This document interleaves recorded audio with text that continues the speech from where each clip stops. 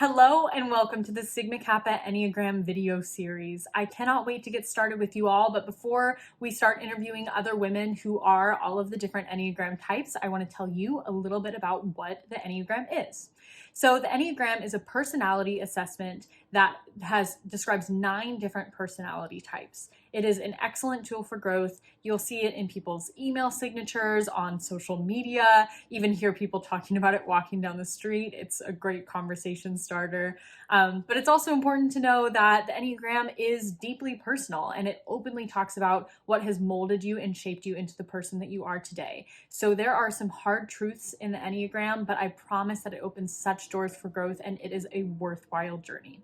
I also want to say that I am not an Enneagram expert. However, I love talking about it, but I will link a lot of resources so that way you can hear it from the experts themselves. These are resources I use all the time. That being said, let's get started. So you might be wondering what Enneagram means. It has 2 parts, Ennea meaning 9, gram meaning shape. The shape itself has type 9 at the very top, and then they go around in a clockwise fashion. And there are lines, there's a circle. We will talk about what those mean, but let's start by talking about the triads. There are 3 triads in the Enneagram. There's the heart, the head, and the body triad, and all of them just describe different instinctual ways that those types deal with the world. So as we're talking about triads, here come the first of some of these hard truths with the Enneagram. Let's start with the head triad. The head triad is also called the thinking triad. It's also called the fear triad. All of the types in this triad, 5, 6, and 7, are predisposed to allowing fear to impact their life in a more substantial way than the other types. They are very logical and they obviously use their brain to think through everything that they are presented with. Next up is the heart triad, which is also called the feelings triad. All of these types are very prone to leading with their emotions and making decisions with their emotions. And all of them believe that their authentic selves are not worthy or will not be loved by the people around them. And so they have to do something in order to be loved. Last up is the body triad, which is also called the anger triad or the doing triad. All of these types, 8, 9, and 1, are predisposed to letting anger influence their life in different ways. They are also called the doing triad because all of these types see the world in a doing lens and they're always ready to try to do something about the situations that they're presented with. So let's talk about wings. So wings are the types that are on either side of your immediate type. So you couldn't be a 6-wing 2, but you could be a 6-wing 7 or a 6-wing 5. And types are just saying that in different situations, you can take on attributes of the types that are immediately next to you. And there's a common misconception that wings, you can only have one. However, you can have 2 really big wings. You can have 2 really small wings. You can just have a lopsided wing. Really, it's just whichever ones you identify with. So next up, let's talk about what all those little lines are inside of the Enneagram. Those are the growth and stress lines. So every single type, when they are in growth or in stress, they're going to take on the negative or positive attributes of other types in the Enneagram. So for example, a type 9 takes on the negative aspects of the type 6 in stress and the positive aspects of the type 3 in growth.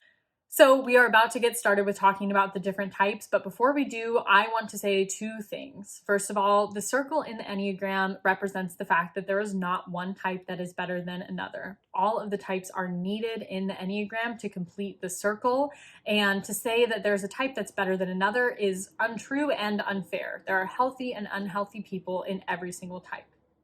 Secondly, the Enneagram is not who you are, it's why you do what you do. These are very deeply placed coping mechanisms that you have taken on, usually as a child or young adult, to make sense of the world around you. For this reason, the Enneagram is meant to be outgrown. This is to open up your eyes to the things that you do that may not be serving you anymore, so that way you can grow and learn about yourself. That also means that the Enneagram is not an excuse. You can't just say, I'm a type blank and so I can do this thing. You need to understand that once you are aware of these things, that gives you all the more reason to be liable to moving past them. Okay, so let's get started talking about all of the different Enneagram types. I'm going to be starting in the body or doing triad. All of these types deal with anger in different ways. So let's start by talking about the type 8. Type 8 is called the challenger. They are honest, self-reliant, and assertive. Type 8s stand up for what they believe in, and they're not really that worried about the consequences. They're very doing dominant. They see something in the world that they want to change, and they want to go and do it. Type 8s have a core fear of being controlled or harmed by others, and so they are very self-reliant, and 8s want to make their mark on the world. When they're healthy, they most often do. Type 9 is called the peacemaker. They desire harmony above all else, and they often give up their own wants and needs in order to do so. 9s are always worried about keeping peace, which takes a lot of energy, so it can encourage them to engage in numbing behaviors in their life. Type 9s are accepting, they're kind, they go with the flow, and it's often said that they go into an inner sanctum when they're overwhelmed or trying to avoid conflict or just to process the world. Type 9's fear is of loss and separation, and so they are great at preserving and mediating. They're at the top of the Enneagram for a reason. They are able to see everyone's perspective. Type 1s are called the reformer or the perfectionist. They have very high integrity and very high personal standards, as well as standards for others. They, in their relation to the anger triad, internalize their anger, which can turn into resentment. Type 1's core fear is of being defective, and so they try to be good above all in order to counteract that. They want to do and change what they see that is wrong in the world, and they are idealists. They see the world as how it should be rather than how it is. Next up, we have the heart or feeling triad. Every member of this triad has the worry that their authentic selves are not worthy of love, and so they have to do something in order for other people to appreciate them. Type 2s are called the helper. They are people-pleasing, generous, and they fall asleep to their own emotions in order to deal with everybody else's emotions. Type 2's core fear is to be unloved, and so they want to be loved and cared for above all else. Type 2s are always ready to lend a helping hand, but they become very resentful when people don't give them that help in return, even though they're not very good at asking for it. Type 2s want to be seen as helpful. They are great emotional mediators, and they care very deeply for people. Type 3s are called the achiever or the performer. They are driven, charming, but they're very image conscious. They want to do well, but mainly they want other people to see them doing well. Type 3s believe that they are not worthy of love, and so if they show everybody else all of the great things about themselves, that they will love and admire them. Type 3s are competitive and forward-thinking, and in healthy levels, they can make great role models, and they have a core fear of failure, so they need a lot of affirmation from other people. Type 3s are called social chameleons because they know how to adjust their personality to gain favor with everyone in the room, but they are great leaders, and they are always ready for a big challenge. Type 4s are called the individualists. They are highly authentic, expressive, and dramatic. Type 4s are honest with themselves, and they aren't scared of their own emotions or the emotions of others. For that reason, they are great people to call when you just need somebody to sit with you. They don't feel like they need to fix their own feelings or the feelings of others, and they can just sit in them. Type 4s equate their personality with their emotions, even as they change quite a bit throughout the day, and they're often creative types. 4s are worried that they don't have their own significance, and so they want to be seen and heard and validated. So last up, we have the head or thinking triad, and all of these types interpret fear in a different way. Type 5s are called the investigator. They are observant, curious, and they're often removed from others. They want to view the world from a distance so they can puzzle out exactly how it works and gather as much information as possible. Type 5's core fear is being incapable, and so they believe that their knowledge protects them from that. Type 5s present knowledge to others, but they're also happy to do it for themselves, and they want that information firsthand. Type 5s are detail-oriented and very objective.